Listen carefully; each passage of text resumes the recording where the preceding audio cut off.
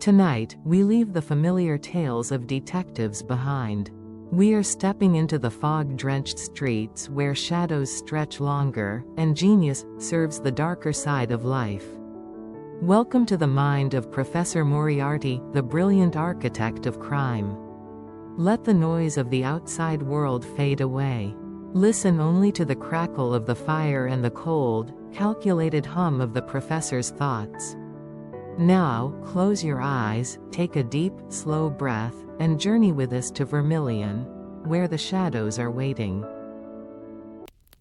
I blame Stanford, that rat-faced fellow who is about as competent at character assessment as flying a kite.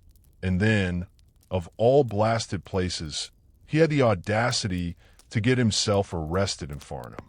If you're to pass yourself off as a broker of French government bonds, you cannot afford to muddle your grave accent with your sharp one. Archie Stanford never earned my sympathy. It was through him, first and foremost, that I fell into the orbit, or, as he would have it, the gravitational pull, of Professor James Moriarty. In the year 1880, your humble narrator, though vigorous and wounded, was 40 years of age. I ought to introduce myself properly. Colonel Sebastian Bashermoran. I was educated at a school into which a scoundrel, such as yourself, could never gain entry. And I serve in a regiment that drove Newcastle out the moment Ollie Mashett was taken. I possess a most singular bag of cats and a stockpile of tales concerning how I have made roaring nuisances howl and fall silent. The family spoils went to a society that provided Christian undergarments to the Ashani, a bequest that had the delightful side effect of reducing my unmarried sisters to such poverty that they were obliged to lodge in a cheap boarding house.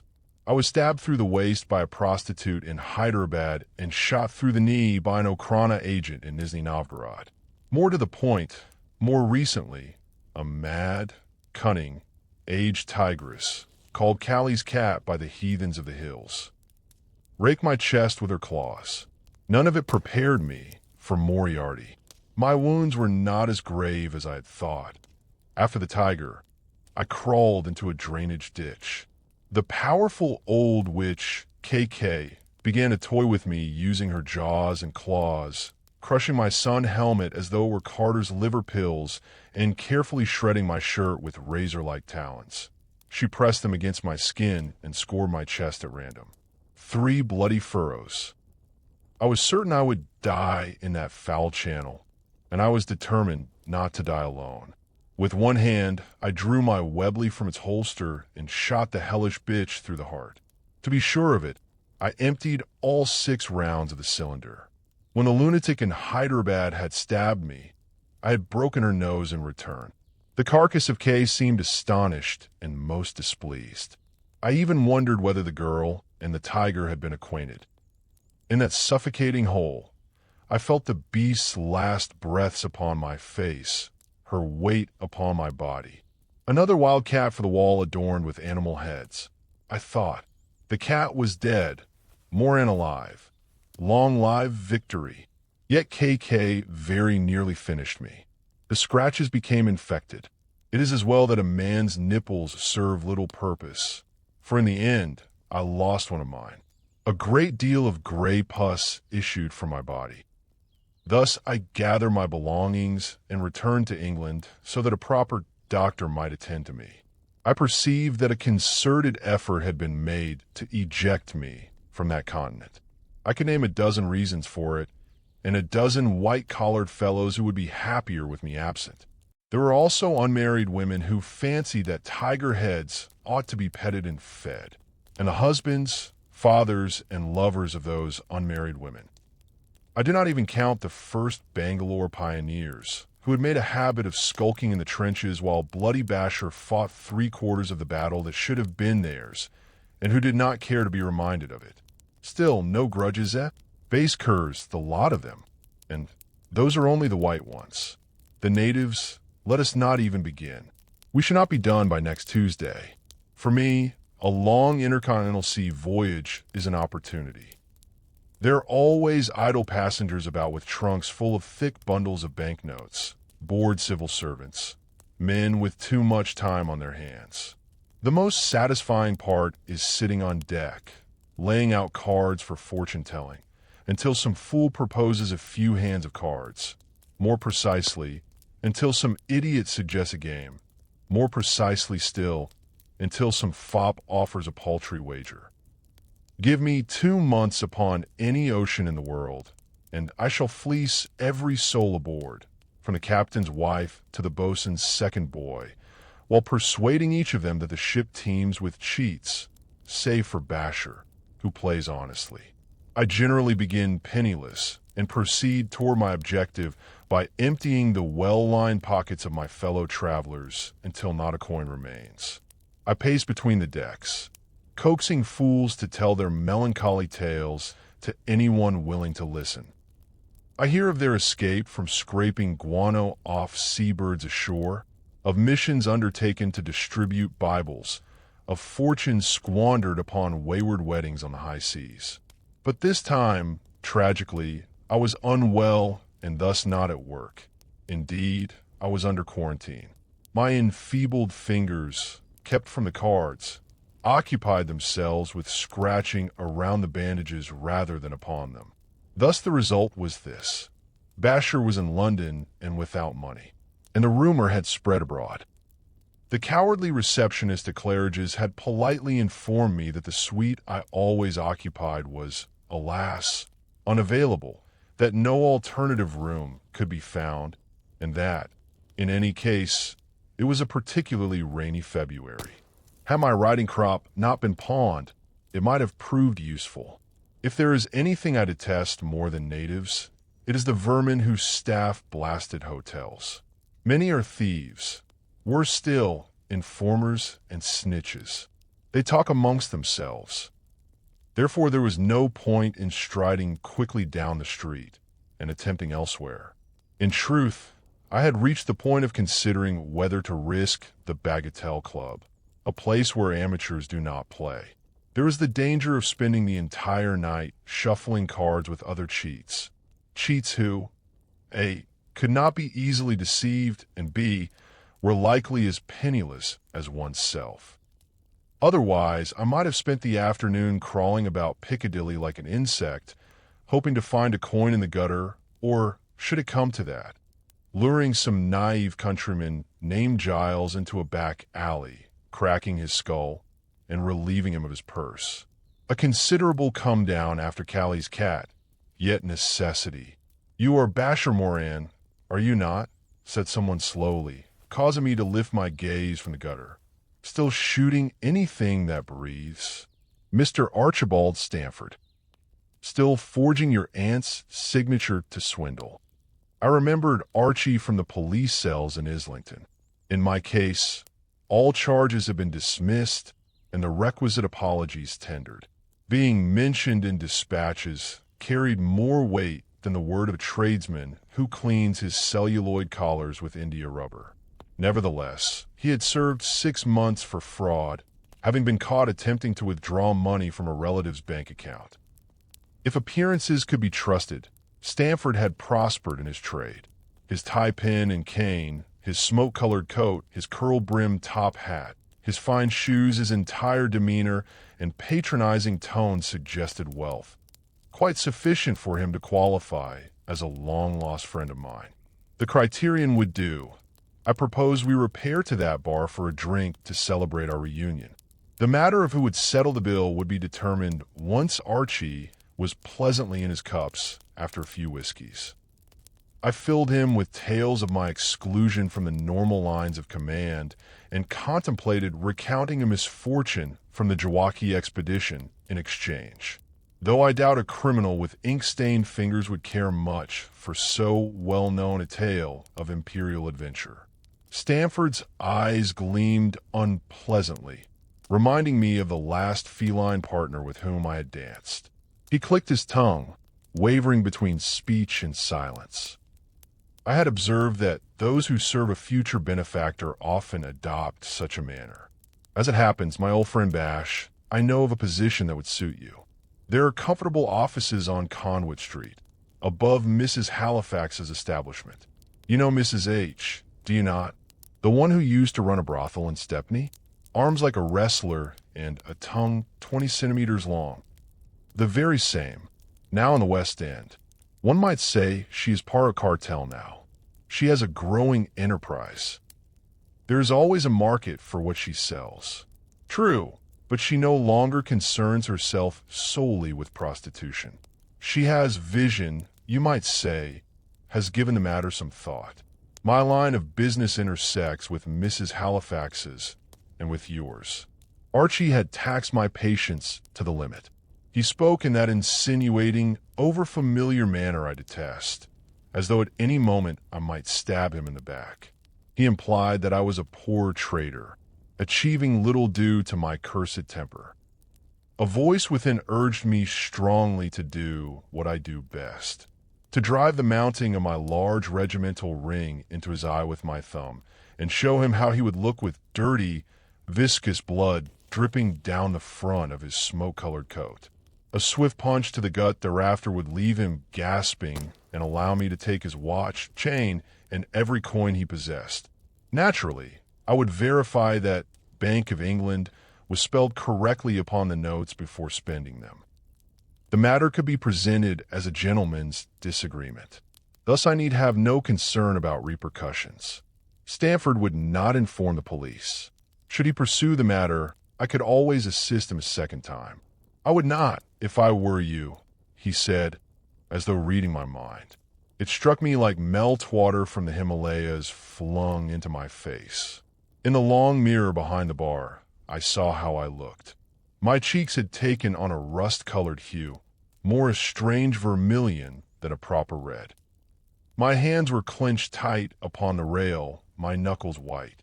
I realized that I always looked thus before the switch was thrown. One cannot endure what I have endured without one's switch being thrown from time to time. Ordinarily, I come to myself with my hands manacled, among policemen bruised and discolored. The other party or parties, or woman, are generally occupied with being conveyed to hospital to lodge a complaint. Nevertheless, tells are a handicap for one who wishes to bluff. My betraying flush had given me away. Stanford smiled as though he had an accomplice behind the curtain, pistol cocked, and aimed at the back of my head. Liberté, indeed. Have you pawned your gun, Colonel? I might have pawned something. Indeed, I might have pawned the family silver. I could have raised money upon my medals, bartered away my sisters to unspeakable men, though who would want hymn-singing spinsters, and sold the Royal Navy's torpedo plans to the Russians. But a man's weapons are sacred. Mine were of the Anglo-Indian class, oiled, holstered, and packed with assorted ammunition. They lay in cherry wood cases within a bag. Should any wildcat escape from Regent's Park Zoo, I stood ready to pursue it down Oxford Street in a hired carriage for a suitable fee. Stanford had seen from my appearance the fury he had provoked. This red-faced figure was not the basher who had been defeated. This was the deadly, cold calm of the finest shot the Eastern Empire has ever produced. Others have said as much. I do not boast. There is a man, he continued tensely, the man I mentioned, he of vision. Indirectly speaking, he is my employer. Whether they know it or not, he is likely the employer of half the people in this room. He glanced about. The usual crowd. Ruffians and painted women jostling one another with smiles fixed upon their faces, damp fingers slipping into jacket pockets or beneath loose skirts. Well-dressed men discussing business that was little more than armed robbery. A few blank-faced detectives unaware that their 13th guise betrayed them. Stanford produced a card and handed it to me. He is looking for a hired gun. The man could never say the right thing. I was not a ranger, but a sportsman. Not an armed robber, but a hunter. I aimed and fired, but I was no hired assassin. Still, a game is a game, and you might find him interesting. I looked at the card. Upon it was inscribed the legendary name Professor James Moriarty and an address on Conduit Street. A professor, is he? I sneered. Before my eyes rose the image of a dusty-coated pedant, one of those who had driven me to distraction at Eton endlessly and at Oxford for a short time. Or perhaps some music hall charlatan puffed up with a fabricated title, clad in oilskin. What discipline might he practice, Archie? Stanford took offense and snatched the card back, as though he were a recent convert to Catholicism and I had broken wind during Cardinal Newman's sermon. You have been away from England too long, Basher. He summoned the barman, who had been watching us as though weighing the likelihood that we might commit fraud. Will you gentlemen be settling the bill now? Stanford raised the card and held it before the man's face. The barman turned pale, fumbled in his pocket to pay, apologized, and retreated in terror. Stanford looked exceedingly pleased as he returned the card to me. I understand you have been in Afghanistan, said the professor. Devil take it. How do you know that? I asked in astonishment. Our eyes met. Cobra eyes, they are called. Large, clear, cold, gray, and compelling. I have seen cobras. Their eyes are not half so deadly, believe me. I imagined that Moriarty had abandoned teaching because his pupils were too frightened to attend a second lecture. Though only a few seconds passed, it felt an eternity to have his gaze upon me. It was as it had been beneath Callie's cat. I swear upon a worn stack of the pearl that though the whole affair lasted perhaps 30 seconds, the pain of my injury seemed to endure an hour. Had I possessed a Webley in my waist, I might have shot the professor through the heart by instinct. Though I suspect even bullets would hesitate to enter his body.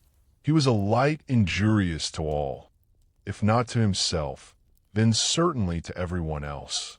Suddenly, as though his neck contained 24 flexible bones, he began to pace the room like a madman, jerking his head this way and that, and rapidly enumerating facts. Fact about me. You left your service, at the request of a superior, to avoid the stain that a dishonorable dismissal would cast upon both your reputations. You were gravely injured in the claws of a beast. You have recovered physically, but are troubled by the loss of your nerve. You are the son of a former Persian envoy, and have 2 sisters, who, aside from certain native bastards, are your only living relatives. You are an addict. Your chief addiction is gambling.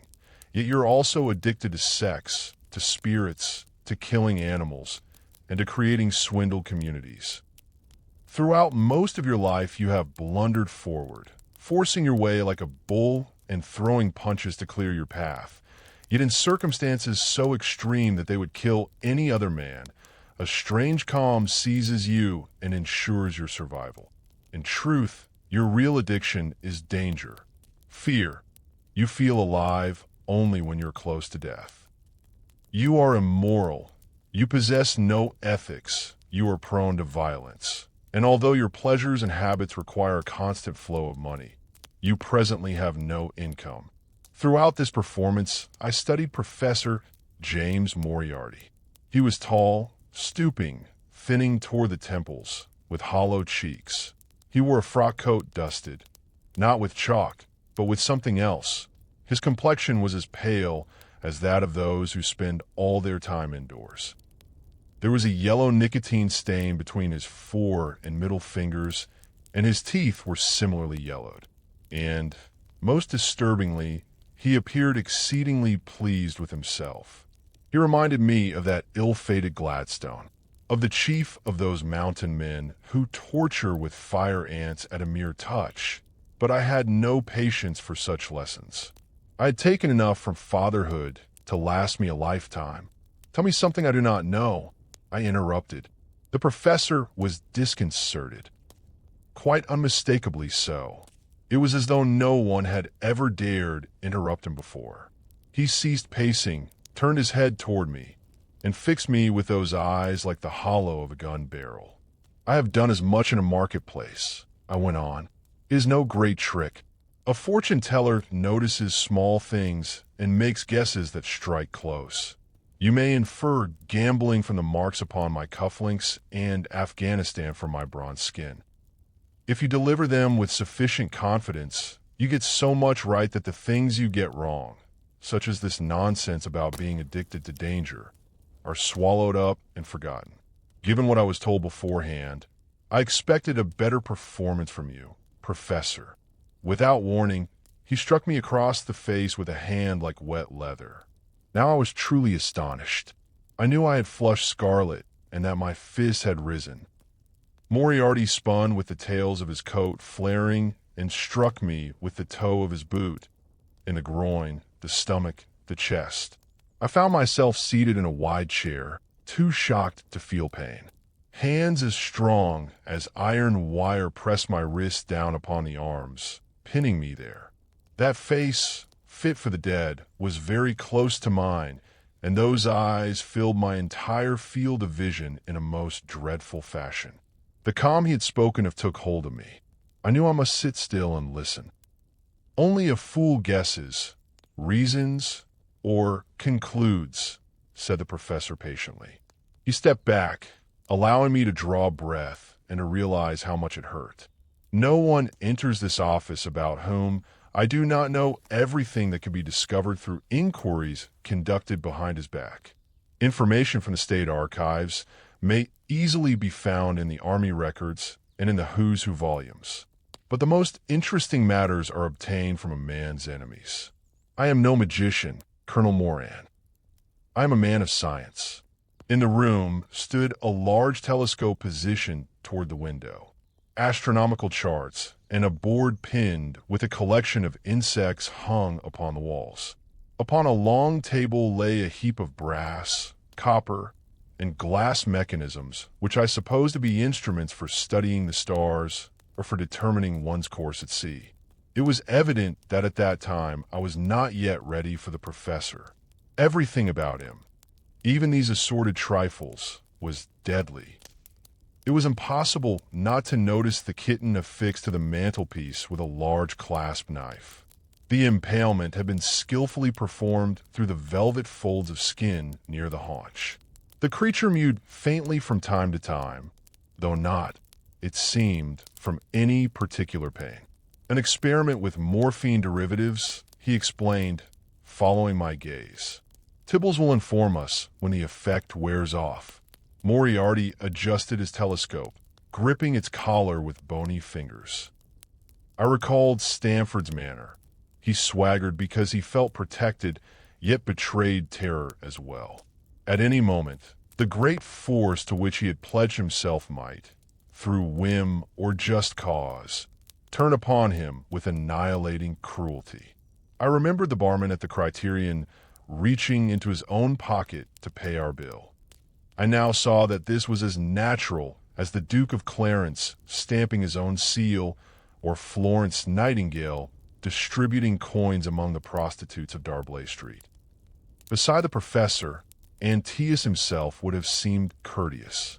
"Who are you?" I asked, hearing in my voice a tone of respect to which I was unaccustomed. "What are you?" Moriarty smiled like a serpent, and I felt a certain relief. I knew our fates were bound together. It was a sensation I had never experienced upon meeting another man. When I had felt something akin to it toward women, the result had ranged from disappointment to attempted murder. Do not mistake me. Professor James Moriarty was a creature of hatred, the most hateful, most detestable being I had ever known, and among my acquaintances were Sir Augustus, Callie's cat, the damned abominable snowman, and Father Henry James Prince. He was something that had crawled from beneath a stone and taken up residence in a great house in the semblance of a man. Yet in that moment I belonged to him, and forever thereafter I remained his. If my name is remembered in years to come, it will be because I knew him. From that day he became my father, my commander, my pagan idol, my treasure, my terror, and my bondage. God, I needed a stiff drink. Instead, the professor rang a foolish little bell, and Mrs. Halifax came bustling into the room bearing a tray of tea. At a glance, I saw that Mrs. Halifax, too, belonged to him. Stanford had understated matters when he said that half the people in the Criterion bar worked for him. In my estimation, Once one probed deeply enough, the entire world worked for him. They called him the Napoleon of crime, but that was merely to place him and his activities upon a scale. He was no criminal. He was crime itself. The elevation of sin to an art form, a plundered church without religion, the god of evil. Forgive my ornate descriptions, but it was always thus. Moriarty drew something out from deep within people. You pour my tea. I have been observing you for some time, Colonel Moran. For short time. Your file here is quite thick. He tapped his hollow temple with his finger. This was literally true. He kept no notes, no files, no address books or appointment diaries. Everything was in his head. Everything. One who knew more of the sum of things than I ever could told me that Moriarty's greatest achievement was to write the dynamics of an asteroid, his masterpiece, perfectly in its first draft. Without preparatory notes or pencil workings, he transcribed it directly from his mind onto paper. He did not think ahead to plan, nor return to revise. It was as though a gelded nightingale had sung a single, unbroken note. 100,000 words transmitted from Prometheus himself upon astromathematics. You have come into this place and have seen too much to leave it. It was as though a sword of ice passed between my ribs and lodged in my heart. Unless, of course, you become one of the family. As the ice melted, I felt it sink and burn. He raised his brows invitingly as he spoke the words, one of the family. He stroked Tibbles, who had begun to twitch and emit faint, troubling sounds. We are a vast family composed of many cells, unaware of one another and devoted to different pursuits. Not all, but most concern themselves with money. I am far more interested in the other factors of our enterprise. In that respect, we are alike. You believe you gamble merely to make money. In truth, you gamble to lose. You hunt to lose, knowing that in the end you must be defeated by a predator more fearless than yourself. For you, it is an emotional, instinctive, sensual thrill. For me, there are intellectual, aesthetic, spiritual rewards. Yet, regrettably, money must enter into it. A great deal of money. As I have said, he had already purchased me. If there was to be a great deal of money, Moran would be in the game. The company is suited to the contract trade. Do you understand? We have clients who bring us their problems. We solve those problems using whatever talents are required. If there is an advantage beyond the agreed fee, we seize it. He raised his clenched fist as though crushing a microbe. And if our interests conflict with those of the client, we ultimately resolve the matter in a manner favorable to ourselves, without the client ever fully understanding what has occurred. Do you understand that as well? Perfectly, Professor, I said. Excellent. I believe we shall be very pleased with one another. I sipped my tea. It was too milky, too pale. Ever since India, all tea seemed thus to me. I suspect they put curry in the pot, or relieve themselves into it when a master is not looking. Would you care for one of Mrs. Halifax's biscuits? He asked, like a clergyman eager to please the chairwoman of a charitable fund. Common things, but you may find them agreeable. I dipped the biscuit in my tea and took a bite. Mrs. H.S. gentility exceeded her culinary skill. It set me wondering what manner of fantasies were enacted in the rooms beneath the professor's hidden refuge.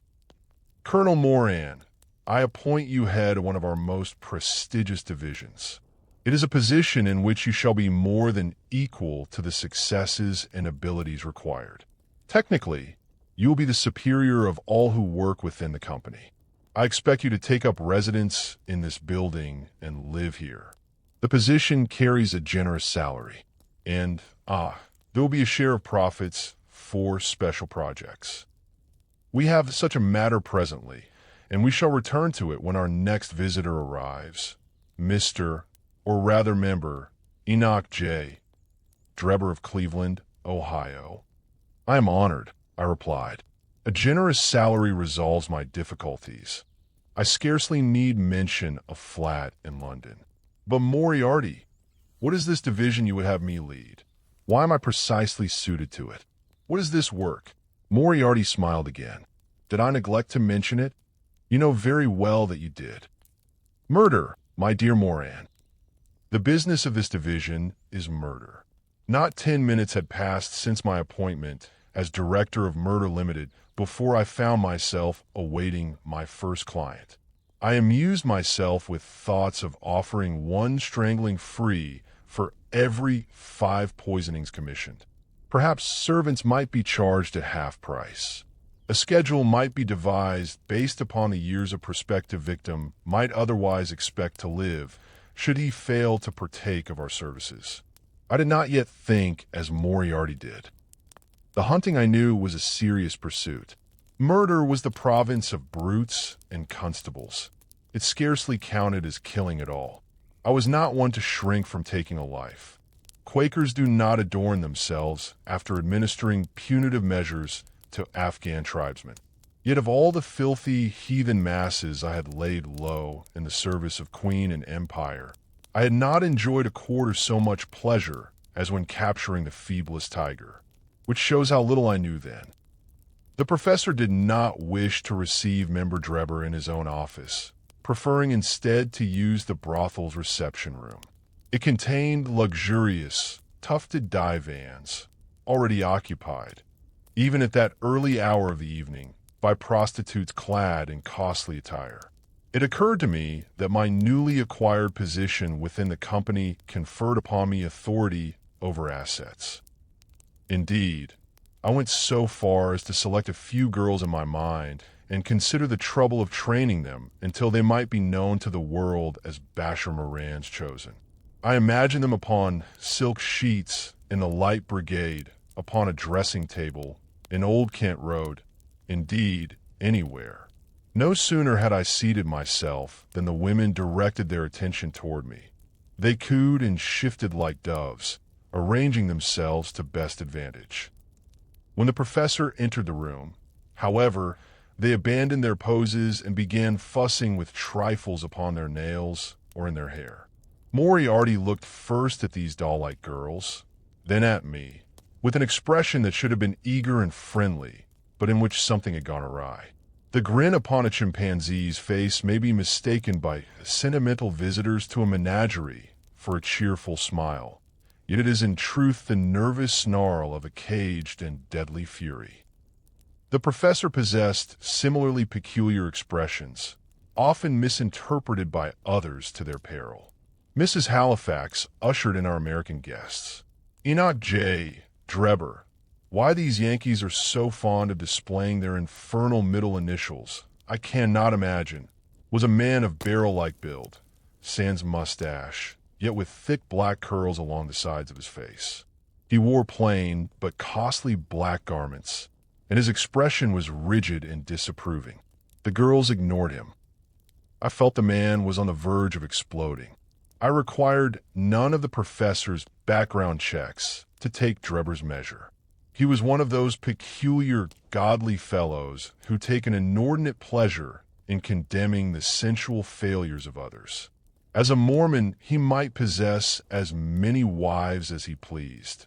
He could have prostitutes and unpaid servants at his disposal at the same time and in the same place. His right, I wandered about the room in search of an 8th or 9th missus. Drebber, while his left remained fixed upon the professor. With him came a crafty and untrustworthy companion named Brother Stangerson, who said little but listened keenly. Member Drebber, I am Professor Moriarty. This is Colonel Sebastian Moran, 1st Bangalore. Drebber coughed, forestalling further detail. Are you the man to consult when high justice is to be carried out in this city? Moriarty displayed his empty hands. A man must be killed, and that is the whole story, said Drebber. He should have died years ago in southern Utah. He is a murderer, plain and clear. He also abducts women by force. He drew his revolver and shot Bishop Dyer before the eyes of the whole town. A crime against God. Then he carried off Jane Witherstein, a good Mormon woman, and her adopted daughter, little Fay. He brought a mountain down upon those who pursued him, crushing Member Tull and many good Mormons with him. He took gold that was the rightful property of the church. He dug it from the earth and stole it. The Danite band has been hunting him ever since. The Danites are a faction within the Church of the Saints, Moriarty explained. We are the right hand of God, Drebber insisted. When the laws of men fail, the worthless must be struck down as by a thunderbolt. I understood his meaning. The Danites were Cossacks under the name of Scripture, assassins, executioners without law. Churches, like nations, require secret police forces to keep the faithful in order. Ah, and who is this murderer and abductor? I asked. His name, if indeed a monster such as he deserved a name, is Lassiter. Jim Lassiter. Evidently this announcement was meant to produce some reaction. The professor kept his own counsel. I confessed that I had never heard of the man. He is the fastest in the Southwest. Around Cottonwoods, they say he draws with one deadly motion and fires like a serpent strikes. The men he kills are dead before they even hear the shot. Lassiter can shoot out a man's eye with a pistol at 300 yards. That was a fairy tale. I say so as one who knows shooting. A handgun fired with one hand is useful at close quarters, as when, for instance, a tiger has its claws about your waist. For anything beyond 10 yards, you might as well throw the weapon as fire it. I kept my skepticism to myself. Even in the murder business, the client is always right. This Lassiter, I put in, where may we find him? In this city, said Drebber firmly. We are here on church business. The Danites have many enemies, and each of us knows them all. I expected to encounter another pest here, a vile fellow named Jefferson Hope who is no concern of yours. But on Sunday afternoon, while walking in Leicester Square, I saw Lassiter. First I saw the Withers teen woman and the girl speaking heatedly of chestnuts. I know what an apostate she is. She has been condemned 3 times and excommunicated. You said she had been abducted, the professor interrupted. Now you appear to imply that she is with Lassiter of her own free will. Do you not? That man is a persuasive devil. He convinced a woman to reject a member of the church and run off with accursed heathens. Like all women, she has no capacity for thinking for herself and cannot be fully blamed for her sins. If Drebber still believed that, despite having a multitude of wives about his house, he was either very privileged or very blind. Still, the woman must be brought to heel. Yet the girl alone would suffice. We must take someone living back to Utah to inherit. Cottonwoods, said Moriarty. The ranch, the surrounding fields, the cattle, the racehorses, and the magnificent gold mines in Surprise Valley obtained through improperly applied claims. In truth, those are the Withers teen properties. When her good father's estate passed to her, the will was to stand on condition that she become the wife of Member Tull, and Cottonwoods would become the property of the church. That is how matters would have proceeded had it not been for this Lassiter. So there was profit behind this business, not priestcraft. The Withers teen estate will pass to this girl, Faye, upon the death of the woman who adopted her. That is the case. One of the women must be alive, then. As a matter of fact, yes. Which would you prefer, the woman or the girl? Jane Withers teen is far deeper in sin, and therefore justice must be administered. He means if the man can be overcome. Member Drebber was discomfited by this, but nodded. Are these 3 using their own names? No, they are not, said Drebber, happier to denounce his enemies than to speak of the schemes he had set against them. This Lassiter has buried his women in lies, making them bear false witness again and again. That such crimes should go unpunished is an insult to Almighty God himself. Yes, said I.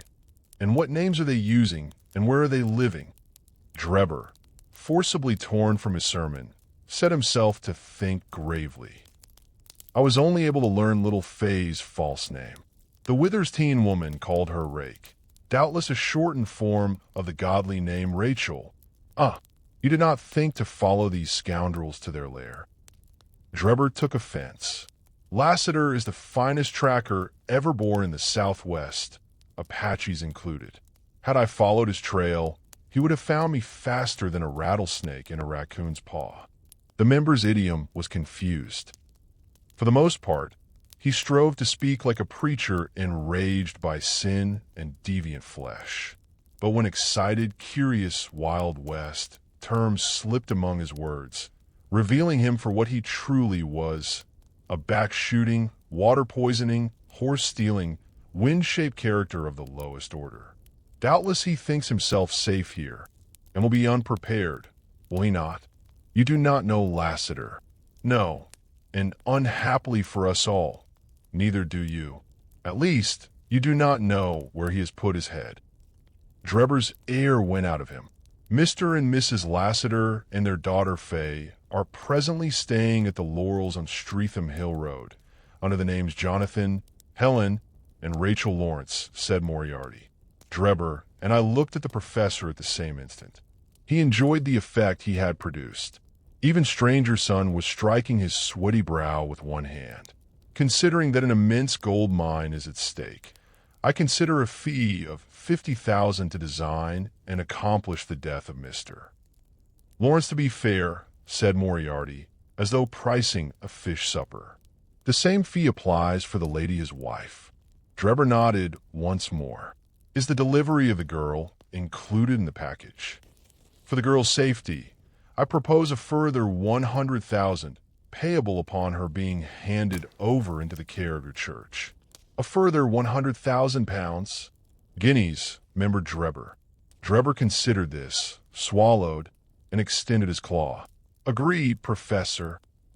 Moriarty looked carefully at the American's hand. He turned away.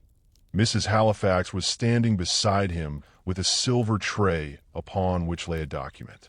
Such matters are not settled by handshake, member Drebber. Here is an agreement containing language appropriate to the nature of Colonel Moran's services. The stipulated payments, however, have also been carefully detailed, along with a strict and binding schedule setting forth the days on which the transfers of funds must be made. It is legally binding according to its value, but agreements made with us are enforced, as you might say, under divine justice. The professor stood beside a lectern upon which lay the sort of plainly and vividly illustrated volume kept ready in establishments such as Mrs. Halifax's for those occasions when inspiration proves weak. He opened the document upon a colored plate and then, drawing a pen from the inkwell, handed it to Drebber. The member pretended to read the headings and signed. Professor Moriarty pressed a signet ring into the paper beneath Drebber's dripping scrawl, leaving a shapely mark of an M. The document vanished. Good day, member Drebber. Moriarty granted the forward-leaning client permission to depart. What are you waiting for? I said to Stranger Son, who had frozen with the hat he had been playing with since his arrival, and who slipped away when he heard me. One of the girls giggled at his departure, then collected herself and pretended to have hiccups. Under the professor's sidelong glance, her rouged face turned white. Colonel Moran, have you ever considered hunting a Lassiter? A jungle is a jungle, even if it lies in Streatham and is composed of villas named after trees. My Webley was in my coat pocket. Had I been one of those cowboys, I would have cut a notch upon the barrel after killing Callie's cat. But then, even if I counted only white men and tigers, I should not own a weapon with a barrel long enough to mark the score. Since there are always clerks to keep tallies, a gentleman has no need to maintain a list of his accomplishments or his debts. I may not be a first-class gentleman, but at Eton I fought and struggled beside future cabinet ministers and archbishops, and I learned that some labels, once stuck upon a man, never come off. The weather was damned cold, as it always is in London. It was not raining, and there was no fog, which meant one could not take advantage of darkness for concealment. But the freezing cold rose from the ground into my boots, and a filthy wind whipped my face like a wet reed tassel. Those out that afternoon had wrapped their scarves about their ears and were scurrying to finish their business. Evidently, the sight was natural enough in that district. I had resolved to wander about and look around as preparation for the matter in hand. You may call it reconnaissance. Before setting out, I had had occasion to profit from the professor's lecture. He had devoted a great deal of thought to murder. He might have written a handbook or a Bradshaw's guide on the subject. It would probably have had to be published anonymously, a complete guide to murder by a respectable terrorist, and then be subjected to seizure and destruction by the ignoramuses at Scotland Yard. Of course, Moran, murder is the easiest of crimes if murder is the only thing on a man's mind. One simply presents one's card at the door of the prospective victim, is invited into the drawing room, and blows out the man's, or in this modern age, the woman's, brains with a revolver. If one has forgotten to bring a firearm, a poker or candlestick will suffice. Physiologically, killing another person, committing upon a human body those violences that render the body a corpse, is not difficult. Indeed, that is a successful murder. Naturally, the second and more demanding half of the equation follows, getting away with it. I had been concealed in the shrubbery for a quarter of an hour, stationed across the road from the Laurels, when I realized that I was not on Streatham Hill Road, but on Streatham Hill. This was another establishment called the Laurels, lodging another party altogether, a guest house for gentlefolk above a certain age. I was so vexed with myself and my position that I contemplated planting the landlady in the ground. If I held the deeds to both this district and the Black Hole of Calcutta, I should live in the Black Hole and let Streatham. It was not only unbearably cold, but suffocatingly dull. The lupins, the laburnums, the Leylandii, and the laurels stretched in adjoining rows. I was undoubtedly in the wrong place. It is a little-known fact that most murderers do not get away with it. They are seized by an emotion, at first perhaps only a slight irritation concerning a wife, mother, master, or mistress.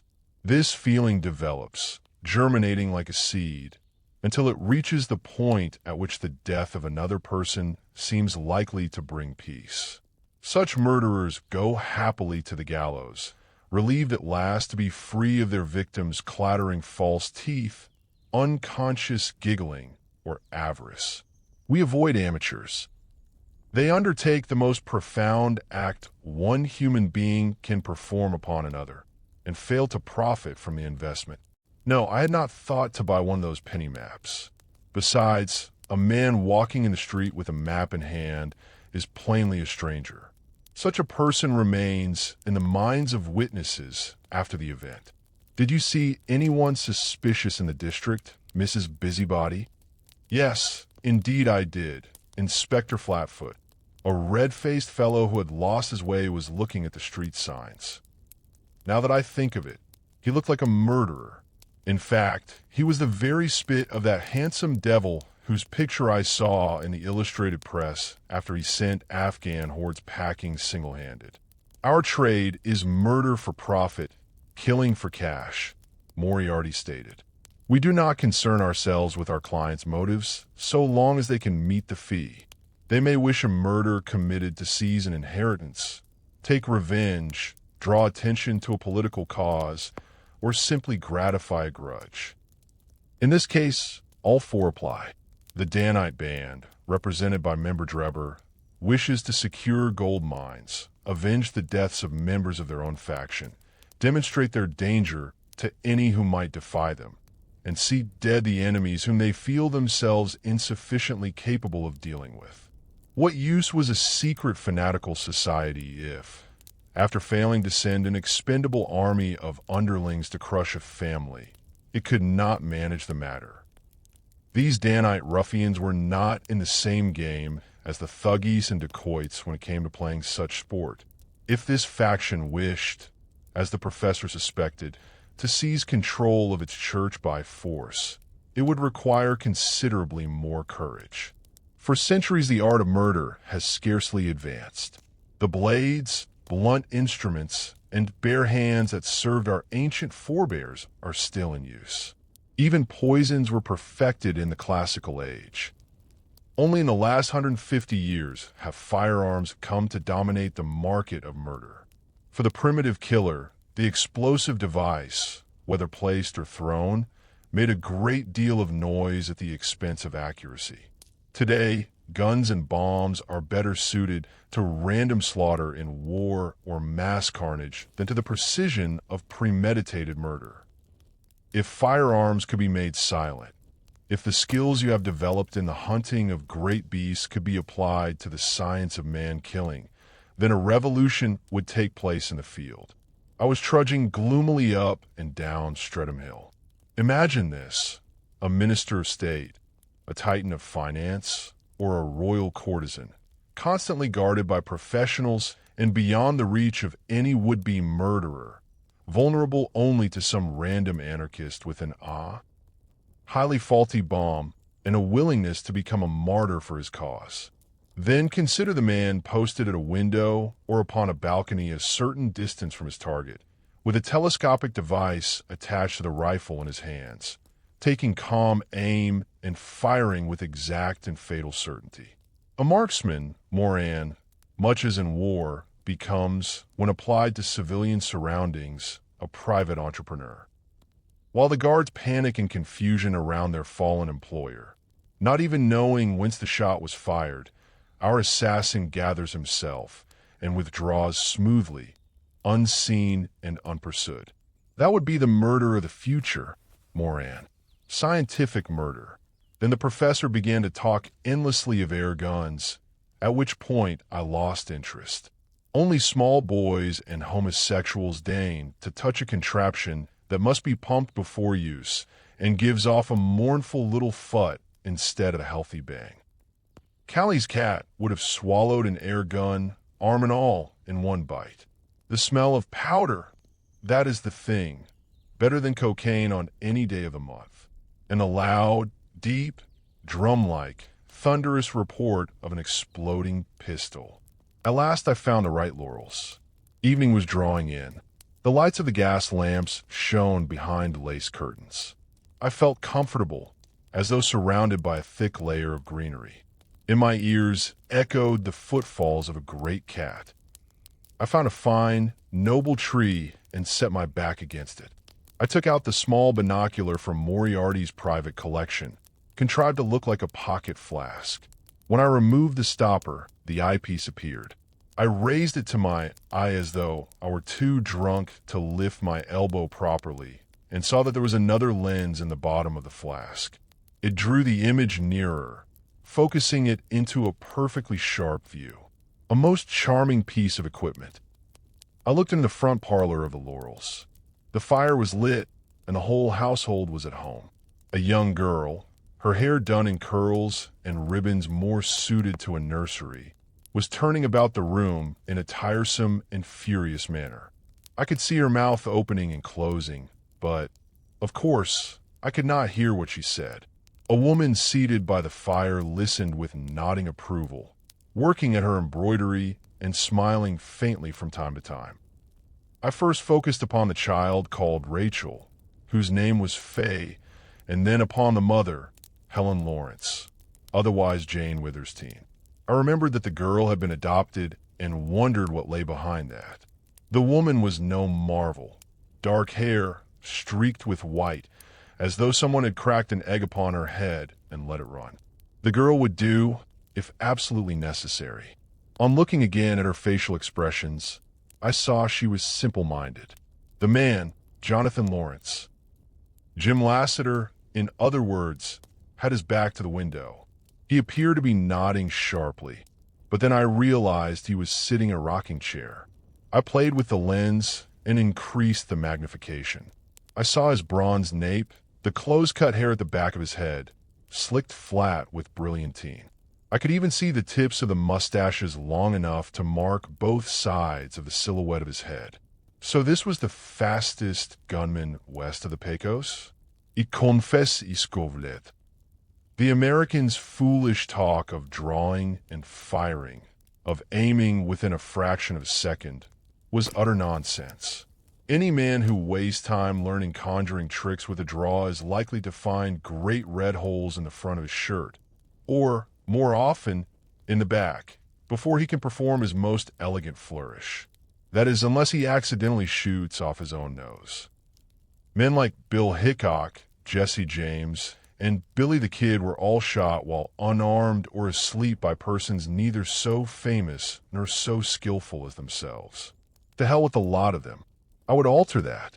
All I had to do was draw the Webley, cross the street, slip into the front garden, stand before the window, and blow Mr. and Mrs. Lawrence away where they sat. The entertaining part would be catching the girl. At Eton, they say carpe diem.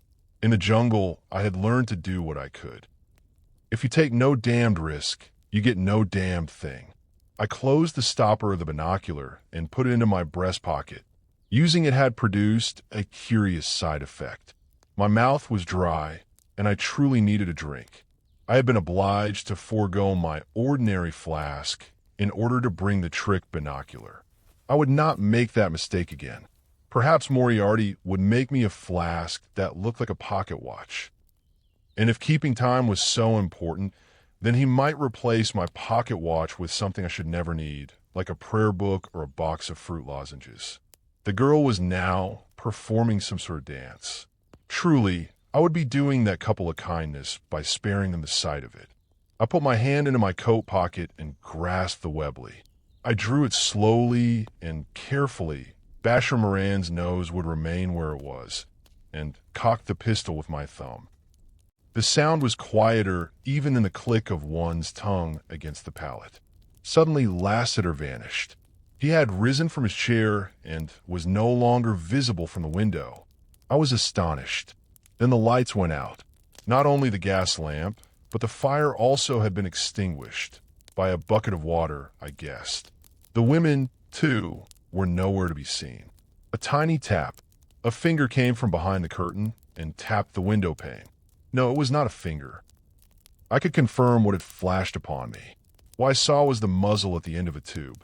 Quick Draw Lassiter had drawn his weapon. It was as though there were a fire in my belly. I could smell Callie's cat's dying breath. My opinion of the American changed.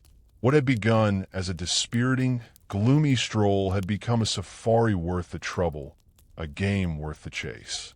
Naturally, he would not come out through the front door. He did not need to come out. First, he would secure his wife and cub, perhaps take them down to his cellar refuge. Then he would put his back to a wall and wait. He would wait to be attacked in his den. I wished I had a bottle of paraffin, or even a box of matches. Then I could have set the laurels alight. They would have been forced out, and Lassiter would have been distracted by the panicking women. No, even then there was the back garden. Still, I might have needed beaters, perhaps even a second and third gunman. Moriarty had offered to place reliable men at my disposal for this business, but I had turned up my nose at the suggestion. Natives panic and run, and less experienced gunmen get underfoot. It was best that I should be alone. I had to think again. Lassiter was now alert. He might clear out, smuggling the others away with him. He would hide, and then we should never find him. My face was burning. Suddenly I began to fear, not the gunman, but the professor. I should have to tell him of this mistake. A damn click, and it would all have been over. Damn and damnation. Despite our brief acquaintance, I knew that Moriarty did not simply dismiss people from the company when he did not want them. He was not merely a theorist of murder. Moran's stuffed head would hang upon Moriarty's wall. That was how this business would end. I took my thumb off the hammer and put the pistol back into my pocket. I felt a cold ring pressed against the nape of my neck. "Reach, partner," said a deep, foreign, marrow-filling voice. And slow. My father always said my end would come with a noose about my neck. Even Sir Augustus, who made no predictions, had said that the noose would dangle from a splendid chandelier and be fastened securely to a curtain rail. I was standing on a none too sturdy, all-purpose table, My hands were bound behind me with cord, tight and painful. The only thing keeping me from being strangled at once was the thickness of the heels of my boots. This was his way of saying, "How do you do? How do you do?" The lights of the laurels were still out, and the curtains were closed. Since I could not look down, I could only sense the presence of the people in the room. The man, Lassiter, struck me on the head with the butt of his pistol. A thought passed through my mind that even this was better than the interview I should have with a disappointed Professor Moriarty. On the table, at the toes of my boots, lay my disabled and unloaded Webley, my flask binocular, my clasp knife, my almost empty wallet, 3 French postcards, and a watch sentimentally engraved inside with Violet to Algie. "All right, Algie," drawled Lassiter, "listen to me." I felt no need to correct this guess at my name. "We're going to have ourselves a little friendly talk. I'll ask the questions and you'll answer them. Understand?" I was trying to stand extremely still. When Lassiter kicked the table, it wobbled. The rough hemp cut into my throat. I nodded so hard my eyes watered, indicating that I understood. Good. He was standing behind me. The woman was in the room, too, probably standing silently, holding the girl to keep her from growing restless. "You know Mormon," said Lassiter. This was not a question, so I did not answer. The table shook again. Evidently, it was a question. "I'm not a Mormon," I said with difficulty. "No. Still, you with the Danite band, ain't you?" I had to think about that. There was a loud report, and the table splintered. Part of it slipped away. I had to hop to keep my balance upon what remained. My ears rang. I could understand what was said only a few seconds afterward. "Noisy, ain't it? You'll hear that for days." The trouble was not the bang. I had heard enough bangs in my time. The trouble was the smell of the discharged gun. It cleared my mind. The news cut deeply into my throat. I had heard, not in one of the brothels or dens I had frequented since those dreadful days, but at Eton in the headmaster's common room, that hanging, even for a few seconds, causes the male physiological response. The experts considered it a passion equal in force to the services of the most accomplished houris. I was now in the shameful position of confirming a sixth form legend. The woman's sudden intake of breath meant that the painful protrusion at the front of my trousers was visible from outside. "You low, filthy snake," said Lassiter. A thing like that in front of a lady? He could not find the word. I was in no position to explain this unwanted, involuntary physical reaction. Now Arbuthnot, captain of the Second 11, who had taken an active part in suppressing an indecent music hall performance, had claimed that this strangling business gave greater pleasure, and the process lasted longer, if the person doing the strangling was dressed like a ballerina and sucked boiled sweets soaked in absinthe. At that moment, I wished Arbuthnot were in my place to test his theory. Jim, what are we to do?" said the woman. "They know where we are. I told you they would never give up. Not after Surprise Valley." Her shrill, desperate voice sounded very sweet to me. From Lassiter's silence, I gathered that his wife's whimpering was of no help. I began to see the advantages of my situation. I had passed through red rage and the fear of danger into a cold, calm illumination. At present, Mr. and Mrs. Lassiter, I began hoarsely, using their true names. "You are pursued only by foreign lunatics whose authority is not recognized by English law. If your story becomes known, many people will sympathize with you, and the Danites will be still further thwarted. Those I represent will ensure it."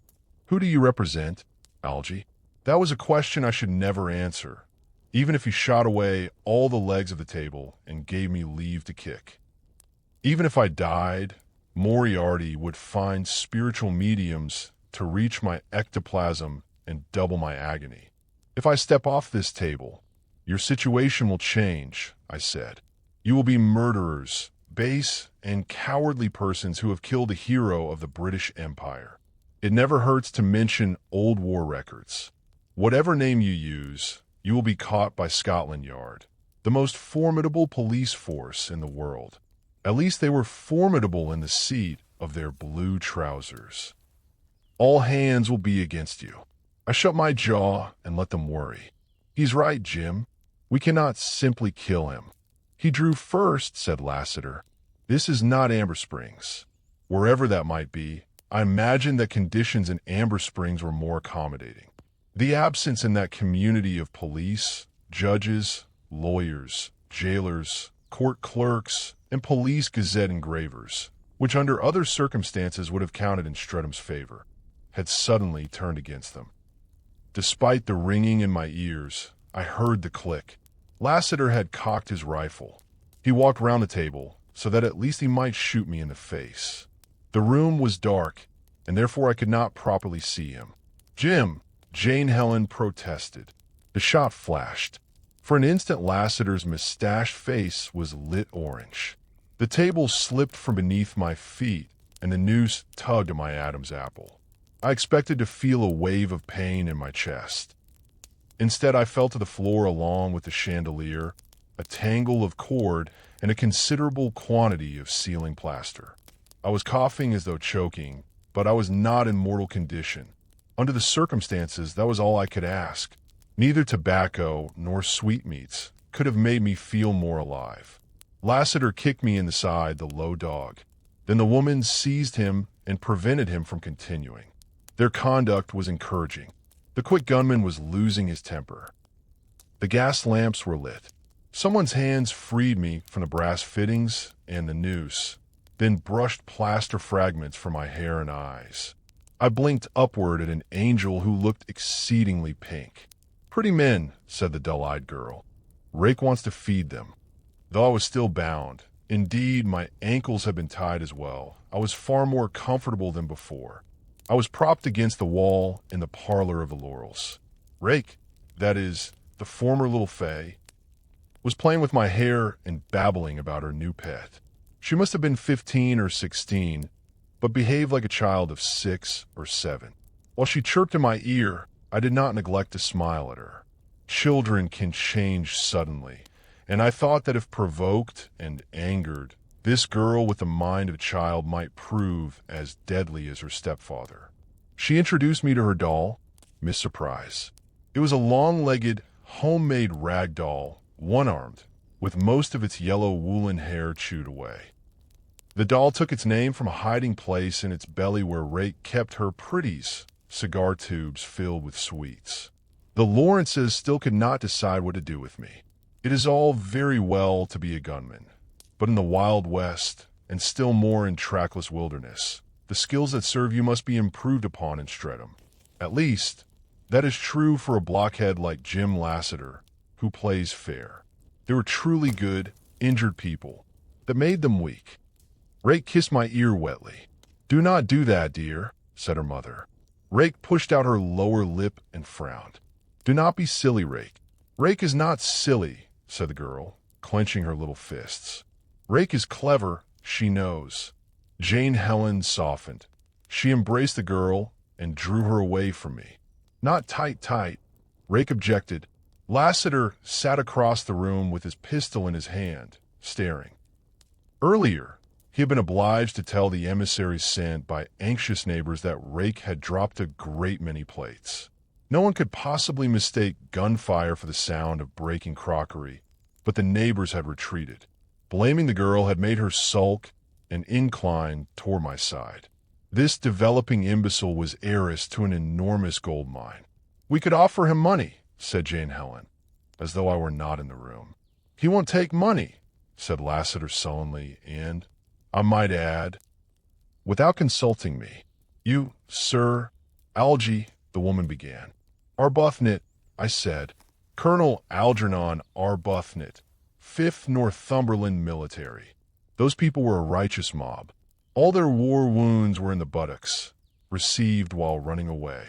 Maywand and Kandahar. Had I thought they would swallow it, I would have claimed my share in Cressy and Waterloo as well. British medal for military valor. Valor glory, repeated Rake with delight. Colonel Arbuthnot, What is your connection with the Danite Band? Madam, I am a detective. Our organization has for months been tracking these villains for the many crimes they have committed. She looked hopefully at Lassiter. The woman wanted to believe this nonsense, but the man was too clever to swallow it whole. And when we were warned that these dangerous Danites were, as you will agree, far outside their own territory and present in London, we made the connection. Naturally, we knew that you were here under false names.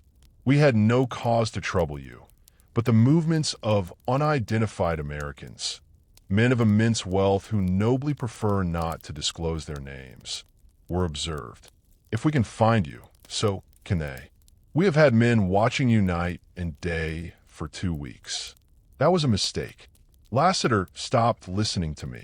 Any man capable of hearing a gun being drawn from across the street, from behind a window, would know that his position had been found. If I am not where I ought to be at the hour of my relief, our organization will know that something is wrong. Jane Helen was looking at me hard. She had not swallowed the story either. Still, in the short term, the story was quite difficult to disprove. I had planted a thought in their heads, one that would work its way in, knot, and grow, that I was due to be relieved and that my allies would soon come. Lassiter's sensitive ears would begin to twitch. Every cat padding silently along the garden wall, every tile falling from an ill-made roof, would sound like evidence of forces closing round the American rider of the Purple Sage. Algie now wants to see Rake's butterfly dance, announced the girl. She began to flutter dramatically about the room, dragging ribbons after her, puffing out her sleeves and lifting her skirts. One of her stockings had fallen to her ankle. Come, fly butterfly, la, la, la, she sung. Lassiter's face was gloomy and troubled. I was rather pleased with myself. I made a show of stealing a glance at the clock upon the mantelpiece, and ensured he noticed it. Come, fly butterfly, look at me. Lassiter was chewing his mustache. Jane Helen looked greatly distressed, and I was almost beginning to enjoy myself. Then the front window smashed inward, and something black and bubbling burst through the curtains. What I saw was a burning fuse. Lassiter stamped on the fuse and extinguished it. That is not dynamite, I said, trying to be helpful. That is a gas bomb. They want you to run out the front door, straight into the line of fire. I did not mention that I had thought of something similar myself earlier. Jim, they're outside, said Jane.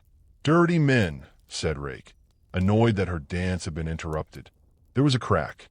Behind the curtains, the glass continued to break. The velvet fabric tore and a hole appeared in it. I had heard no shot. Another crack followed, and the curtain rippled with the impact. And then once more. Untie me and I can help, I said. Lassiter was uncertain, but Jane liked the idea. While Rake unpicked the knots at my ankles, Jane freed my hands. I took my Webley from the floor and shook it, scattering plaster dust from it. Naturally, the pistol was empty. When another silent volley came, the curtain rail, still with cord attached, tore loose from the wall and fell. A cold wind blew in through the broken window. Other portions of the window under fire shattered. The neighbors would soon appear again. What was happening was not suitable for a respectable street. The bullets tore through the carpet and the opposite wall, ripping up the room. Our marksman was in a high position. I waved my pistol to catch Lassiter's attention. He put his hand into his pocket, drew out a handful of cartridges, and dropped them into my palm. I loaded my revolver and snapped it shut. I saw that Lassiter had noticed how practiced I was. Vice President Algie Arbuthnot was an old soldier and a bold detective. Therefore ought not to have been so surprising. Where's the shooter? In the attic of the corner house. Lassiter shook his head. In the tree across the road? Lassiter nodded. Earlier, I had hidden behind that same tree. When Lassiter spoiled my plan, it had been twilight. Now it was fully dark. When I watched them, there had been no one about. Now there were armed attackers. How many? Lassiter raised 4 fingers and held them steady. Then he crooked his wrist and raised 3 more. He knew there were 4 men outside, Danny Tez, and since there might be 3 more at the rear. I had survived much worse circumstances against far superior odds. From Moriarty's background inquiries, I knew that the same was true of Lassiter. This might be the proper moment for one of those famous rock slides of yours, I ventured. Lassiter gave a half smile. Yes, he said. As Drebber had mentioned, Lassiter had once been pursued up a mountain by gang and had contrived to bring the rocks down in an avalanche that destroyed them. His past was decorated with adventures fit for a penny dreadful. Was Drebber out there too? Stranger's son? Were they with the other gunmen? I suspected that the Danites, having considered their agreement with the Moriarty Company, had decided that £205,000 was too much money for one evening's work. The reason they had come to us in the first place was not that they shrank from committing their own murders, but that they did not know this city and did not know how to find the hole in which Lassiter and the women were hiding. The professor, to show how damned clever he was, had simply revealed where they could be found. He had not considered whether Basher might be caught between 2 fires. My only consolation was that Moriarty truly meant what he said about high justice. For breach of agreement, he would probably destroy the Danite band to the last man, and their horses and dogs besides, then create an outbreak of cholera in Salt Lake City to cleanse the Mormons' root and branch. Of course, I would still be dead. Lassiter and I stood on either side of the window, looking into the portion of night visible through it. Another shot was fired. I heard a rattling from one of the nearby houses. When the front door opened, a shaft of light spread into the street. In that illumination, I glimpsed someone in rough work clothes. His whole head was covered by a red hood, with large holes cut where the eyes should be, and it was gathered by a cord at the neck. Our shy fellow stepped for an instant into the light and froze, then drew back. But Lassiter had already shot him, coloring one of the eye holes blood red. The man collapsed like a puppet whose strings had been cut. Disturbed, a bald man in a quilted dressing gown emerged from his house to complain further about this infernal noise. Seeing the masked and armed man lying before his front door, obscuring the sign that said, "No hawkers, no circulars," he was dumbfounded. The neighbor looked about in bewilderment. What the devilish? Someone shot him. Well, it may have been I. I have always been a man who fires without thinking too much. Lassiter cast me a disapproving look. The parted curtains in most of the surrounding houses closed. The neighbor was only wounded, but he made a great deal of noise. Those who had earlier joined him in lodging complaints stuffed cotton in their ears and returned to their beds. Thus my firing had served a purpose. Lassiter was looking through the window for another target. From where I stood, I could easily have shot him in the stomach and forced Drebber to pay the agreed fee. Plainly the gears turning in my head were audible. "Algie," he drawled, casually aiming his pistol at me. "Would you care to step through that revolving door and draw their fire?" I cannot say that I would. That's what I thought. Another bomb sailed through the window without striking any obstacle and rolled across the carpet, spewing thick, filthy black smoke. This time they had lit the fuse before throwing it. "Is there a back door?" I asked. Lassiter looked at me with an expression of pity. More than 4 men could easily surround the villa. Jane looked at Lassiter like a frontier woman trusting her husband to save the last 3 bullets, to keep his women from the claws of the engines. I have always wondered why those covered wagon girls did not simply step back, learn how to weave blankets, and bear engine children. But then it is a well-known fact that my moral values have never been particularly sound. Bullets struck the piano, making it give out muffled notes. "This is London, England," said Jane. "We left all that behind us. Things like this do not happen here." Lassiter looked at me. We both knew that everywhere was like this. Whether or not there was a boundary of grass in the back garden, or a sheet of music for goodbye, little yellow bird upon the piano, it was so. They would have been far better off hiding in the old Yago or Seven Dials, where life looked much more openly like this, for those districts possessed busy cut-throughs and ways of escape.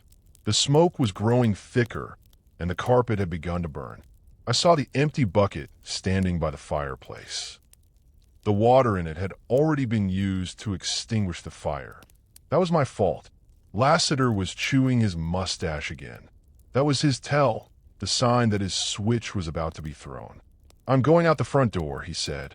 "They will surely kill you," Jane pleaded. "Yes, perhaps I shall take enough of them with me, and you and little Fay may escape safely. You are a rich woman, Jane. Buy this man, buy men like him, and keep buying them. Surround yourself with armed men and detectives. Before the gold is gone, the Danites will be extinct." I glanced again into the street. The groaning neighbor lay doubled upon the pavement, but the dead Danite had been dragged away. Fire was coming from at least 2 points. They were not trying to hit anyone, only to make a nuisance of themselves. There was someone on the roof. We could tell from the creaking above. Lassiter loaded his weapons. He had 2 Colt pistols with elegant, handsome grips. To draw them properly, he would have needed holsters, but then he would have had to carry them both. 12 shots, perhaps 7 men. However good he would be hit several times. Indeed, even I might put a few bullets into his spine as he made his brave way down the path of the laurels, and claim it was an accident brought about by the clumsiness of my fingers. Lassiter was a fool. Had I been in his place, I would have taken Jane by her skirts and hurled her out through the window. She was the one the men wanted, the heiress to the Withersteen property. At the very least, she would have served as the goat tethered to lure the great beast within range. Once again, I was thinking calmly, clearly, and intelligently. The professor would have been proud of me. "They cannot afford to kill the women," I said. "That is why they are not throwing dynamite. They need someone alive for the inheritance to pass, and for them to seize the money through a Mormon marriage." Lassiter nodded. "You cannot see what good that did us. Stop thinking of Jane and Rake as your family," I said. "Start thinking of them as hostages. If you did not take offense and shoot me on the spot, we might have a chance." "We are coming out," I announced. "Hold your fire." Rake giggled. I seized the giggling girl about the waist, pressed my pistol to her ear, and stood in the doorway. To the girl, it was a game. She hugged Miss Surprise to her breast. Lassiter and Jane were more serious, but they were desperate enough to try it. They had objected, saying the Danites would never believe that they would harm his dear wife and daughter. I told them to stop thinking like honest, moral, tiresome people and to put themselves in the place of dishonorable, death-dealing, greedy villains and think as they would. Of course they would believe it. They would do the same to their own wives and daughters. That is what I told them, though it was also plain enough that I would do the same. To speak truthfully, here I was, ready to scatter the sweet little idiot's brains across the street. It was a shameful position, but I had done far worse. I took one step into the garden. No one killed me, so I took another. Lassiter and Jane came behind me, walking backwards. The Danite perched on the roof could not fire at anyone without shooting the woman. Hooded men emerged from the shadows. There were 5 men with weapons in their hands. All their guns were curious in shape. The barrels were the length they ought to be, but thick and swollen like rolls of ceramic pastry. Silencers. I had heard of such things, but had never seen one. I concluded that they must reduce accuracy. Not even a cat would hear you fire, but most likely you would not hit the target. Rather than use a ridiculous machine like that, I would have preferred one of Moriarty's air guns. "I wish to parley," I said. The leader of the group nodded, the tip of his foolish hood wagging. The amusing thing was that the hood failed to conceal his identity. Most masks do. One remembers faces first, but there's far more to men than eyes and noses. Their hands, their legs, their bellies, the way they stand, the way they hold a gun or light a cigarette. The man before me was member Enoch J. Drebber. I took it that our agreement had been canceled. "You do not wish these pleasant ladies to be harmed," I said. "I need only one of them," Drebber replied, raising his weapon. At that range, he could shoot Rake through the chest, and the bullet would pass through both her and me, killing us both. "Rake does not like men," said Rake. "Rake will make caca on you." Drebber's eyes widened behind the holes in his hood. Rake raised Miss-Surprise, angling the ragdoll and pressing her fingers upon the hard metal mechanism inside the soft body. Lassiter's second pistol exploded, and Miss-Surprise's head burst apart. The Danite to Drebber's right fell dead. "You're next," I told Drebber. I was sure Rake had been aiming at him in the first place, but he did not need to know that. The man on the roof had decided that it was time to fire. Likely his finger had been itching the entire evening. I had had trouble with such fools on safari. They were so unwilling to return home without having cleaned their barrels that they would shoot the regiment water carrier with a shotgun merely to say they had killed something. Lassiter was quicker than a water carrier, and he did not have to wrestle with a ludicrously heavy 6-inch rifle. The eager marksman died and rolled down onto the flowered arbor over the front door. 7-3. 4. "Drop your weapons, member," I commanded. Rake belched loudly. Drebber was trembling. He nodded, and the weapons fell to the ground. "All of them," I said. Hand went to belts, inside pockets, boots, and private places. Old single-shot pistols and knives clattered down as well. "Now I'll take your dead men and clear out." The 4 surviving Danites did as they were told. The man who had fallen upon the arbor was quite a heavy bundle, no doubt owing to his wife's cooking, and it took 2 men to carry him. There was a carriage farther down the street, and it rattled and rolled away. Not a bad night's work, I thought, provided, of course, that the evening was over. Rake was dancing about, and I thought it a good idea to separate Miss Surprise from the .45 inside her. I returned the doll to her and noticed that the girl's affection for it had not lessened because it was headless. Jane looked at me with an expression of ecstatic gratitude. Usually this is an excellent moment to make an offer. I doubted that my value in Jim Lassiter's eyes was quite so high. "Colonel Arbuthnot, what can we do to repay you?" "You may die," said a voice I knew. "Yes, you may die." I was breathing through my nose. Moriarty had not deigned to explain, but I had filled in the blanks. Of course, he had known the Danites would try to carry out their own murder plan without paying the fee. Of course, he had deliberately announced the Lawrence's address in order to hasten matters.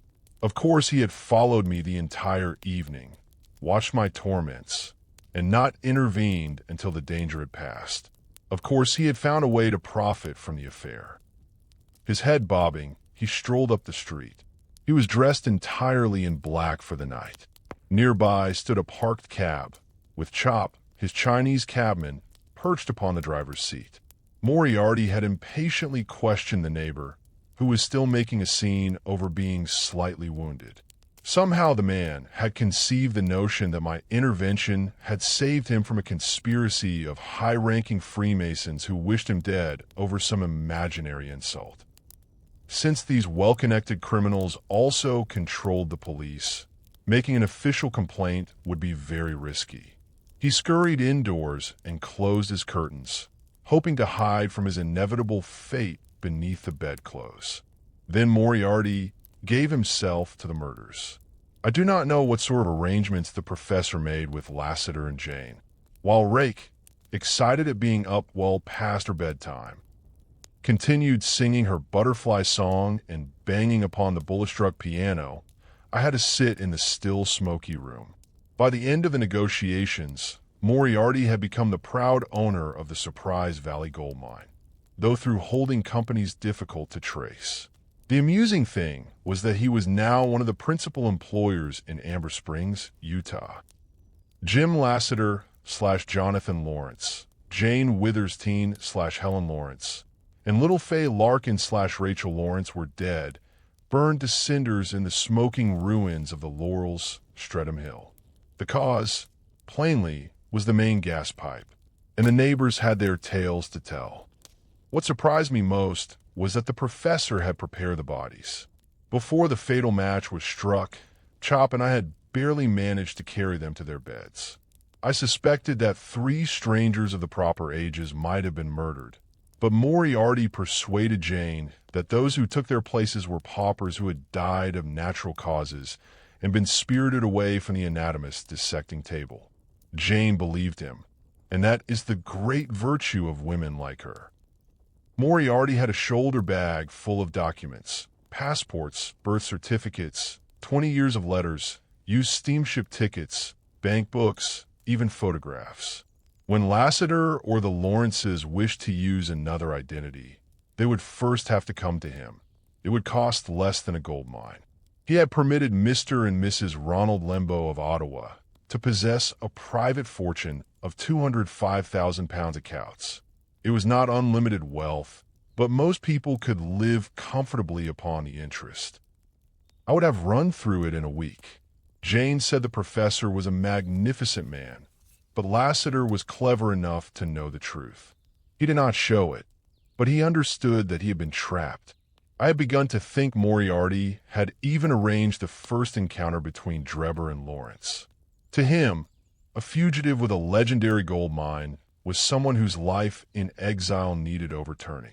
Rake was afraid of him. The girl was not stupid, only different. She had to learn that her new name was Pixie, and that she must call her parents uncle and aunt. Since she had already been adopted, this would not prove too difficult. Along with all the evidence of their lives from birth to the present, the Lembos learned that they had been staying for several days in London, in a suite at Claridge's, no less. Traveling trunks, including fully stocked wardrobes, had been placed in that suite. I have no doubt the staff would recognize them and bring them their usual breakfast the next morning. The family was on a long, peaceful tour of the world, with tickets and reservations for Paris, Strelso, Istanbul, and places farther east. In the end, their journey would conclude in Perth, Western Australia. On the ride back to Conwood Street, in the cab, I asked about Drebber and Stranger's son. If anyone deserves killing, I said, it is those discriminating fellows. The professor smiled. And who will pay for their deaths? I could kill those too for nothing. To give away a thing for which we charge is bad business. You will not see Mrs. Halifax bestowing her favors upon us out of her own purse. No, if we act against the Danites, we merely expose ourselves to risk. Besides, as you know, an address can be a far deadlier instrument than a pistol or a knife. I did not understand this, and said so. Member Drebber mentioned another enemy of the Danites, a Mr. Jefferson Hope. This one is not a fugitive, but a pursuer, a man who bears against our clients a tiresome and mortal grudge, founded upon an event in America and durable enough to have lasted until now. Drebber was actually expecting to encounter Hope, I said. Or rather, we might say he was expecting Hope to come upon him. That is now far more likely. I have sent an anonymous telegram to Mr. Hope, who is laboring in this city as a cab driver. The telegram mentions a boarding house in Torquay Terrace, Camberwell, where Drebber and Stranger's son may be found. I expect they will soon take the train for Liverpool and begin their journey home. Therefore, I have impressed upon Hope the need to attend to his business swiftly. Moriarty chuckled. If you have read in the newspapers of the Lauriston Gardens murders, the poisonings at Halliday's private hotel, and the death of the suspected cabman under police supervision, you will understand. When the professor begins to tidy up, the slates are swept clean, broken, and buried beneath a foundation stone. By the time all this was over, I had become part of the family and begun living in Conwood Street. I was number 2 in charge of murder within the company, yet I was well aware how far behind number 1 I stood in the order of things. I had skirted hanging and shooting But, above all, I'd been kept out of the grown-ups' business. Like Rake, I was good enough to spring the big surprise, but otherwise I was a creature to be indulged tenderly or tolerated. I did not take part in serious negotiations. I was merely the man with the gun and the steady nerves. Still, I knew how to even matters. I began to keep a diary.